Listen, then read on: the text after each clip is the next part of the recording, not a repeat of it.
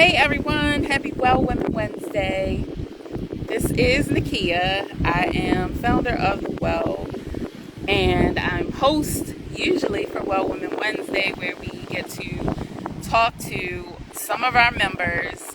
I interview one of our members typically every Wednesday, learn more about her business, learn more about what she does, how she is building legacy for herself, for her community, for family, and how she is building a business in this world and doing so with ease, with grace, with joy, and how we can support her, how we have support her. We just really build community in this space and at that moment. And so today is the last day of summer. So as you can see, I am on the beach to celebrate and commemorate that as we transition into a new season tomorrow. And today is also Black Women Equal Pay Day, which is an annual day that commemorates the number of days additional that a Black woman has to work in order to make the same amount of money that a white man made for that entire previous year. So we are 9 months into the year, 9 months and 20 days into the year, and we have had to work up until today for Black women to make what white men made in 2021 for the same jobs. Black Women Equal Pay Day, and that wage gap is industry agnostic. We see across industries it's about a $24,000 gap per year that we see between Black women and white men. And what that means for us is it's generational, right? So that means that we have $24,000 less per year than white men to put towards investments, to put towards student loans, to put towards college savings for our families, for our kids, all of those things. And so this day is to bring awareness to that. And I bring this to this space to entrepreneurs because, one, I know many of us have left jobs and started businesses because we were experiencing pay inequity.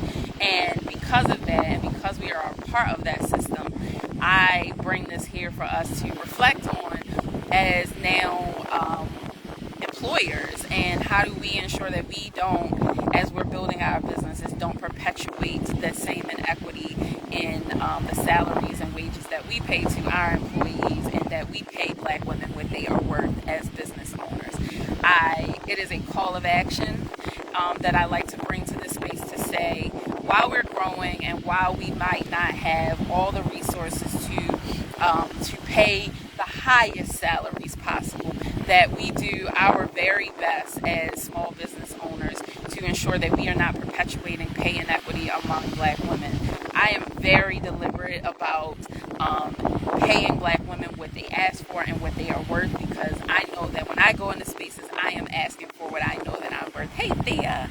And so how is it that we do that growing small businesses? So I want to be very practical about that. How do you pay people what they're worth as you're growing a business, and your business you might not feel that you have the revenue to pay somebody the top tier salary? What are other ways that we can get funds to be able to pay Black women what they're worth, and we're not perpetuating pay inequity? One thing I would say that we make sure that we do as small business owners is that we are not relying on just average pay scales, looking at average pay scales and saying, okay, that's what I'm going to pay that person. That we're not asking some people who may have been mentors to us in the past in our corporate settings or in other industries we're a part of, because they are more than likely underpaying Black women. And so if we just go and we ask what's the average salary for this person or that person, they are likely underpaying Black women as well. So that what we do is we look at if we know that Black women are making 58 cents on the dollar for everything that white men are making, then we have to consider that when we are hiring, right? That we have to consider that those average wages are certainly lower for Black women, and that when Black women ask for or go in spaces and command a certain amount, that we check ourselves a little bit, right? Because we have been trained to undervalue ourselves, to undervalue each other. And so when a Black woman comes in and says something costs a certain amount, or she makes this much for doing something, do you pause and say,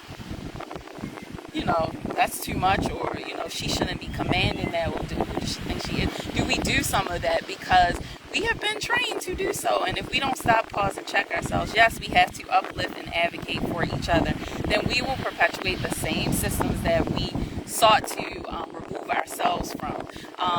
And so very practically, not just trusting those charts that tell us average salaries, but questioning it a bit, and talking to various people and putting numbers together for yourself, talking to people that you know value and honor Black women as professionals, or even wage workers, and what they're paying them, and do some due diligence around that, not just looking at kind of national averages because it's too low. Another thing is, as you're like, I don't know that I can pay this much. This is why it is so important that we access capital. When we are thinking about, I don't need the line of credit, or I don't need the loan, or I don't need the grant, or funding our businesses ourselves, we should consider ways in which we access funding from other sources so that we can pay people to do great work for us. And not only does that show value towards the person working for you, but also value for yourself, because you then are doing and taking on roles that you should no longer be filling as CEO of your company. So those are just a couple quick ways that we can pause and check in with ourselves around how we are valuing and paying Black women for the work that they do, and how we can ensure we don't perpetuate an unequal pay in this upcoming year. And so to all the Black women out there who are working really hard to build legacy, to provide for their families, to pay off student loan debt, know that we see you, we know that you're doing the very best that you can. We're all working to do the best we can, and that the system is not designed for us to thrive in, and that there are things that we should be doing. So we can reach out to our local and national legislators and speak to our desire to see pay inequity, and speak to the data which says very clearly Black women make $24,000 a year less than white men, industry agnostic, and ask those same legislators what they are doing about it, and how you can be an advocate and be involved in ensuring that Black women earn the revenue, earn the incomes that they should, and as you are growing your business, that you build in fair pay as you're building out budgets, so that when it's time to hire someone, you are able to pay a Black woman what she is actually worth, and not just what you think you can afford at the time, that you're building budgets that actually account for what you need to be able to pay Black women fairly. All right, sis, that is all for today. I hope that you are enjoying this very last day of summer as I am, and that you are ready to transition into a new season tomorrow. Thanks for joining us.